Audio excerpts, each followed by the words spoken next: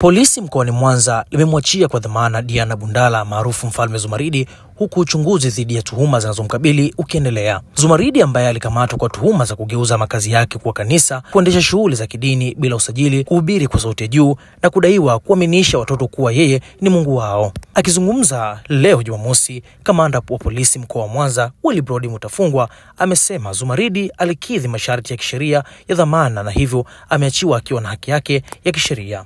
Mtuhumiwa alipewa dhamana siku hiyo hiyo Mei 15, 2025 tulipomkamata, ambayo ni haki yake kisheria.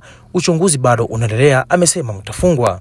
Zumaridi ambaye ni mkazi wa mtaa wa Buguku, kata ya Buhongwa, jijini Mwanza, alikamatwa Mei 15, 2025 kutokana na tuhuma za kuendesha shughuli za kidini kwa sauti ya juu, huku akidaiwa kusababisha usumbufu kwa wakazi wa eneo hilo. Aidha, Zumaridi anadaiwa kuhubiri kwa watoto, akieleza kuwa yeye ni Mungu wao na ana uwezo wa kuwaokoa na kifo, jambo ambalo lilijitokeza kupitia picha mjongeo zilizokuwa zikisambaa kwenye mitandao ya kijamii. Mimi ni Ibrahim Hilari kutoka Bongo 5 TV, ila kuwa nasi kwa ajili ya update zaidi, na hii ni Bongo 5 News.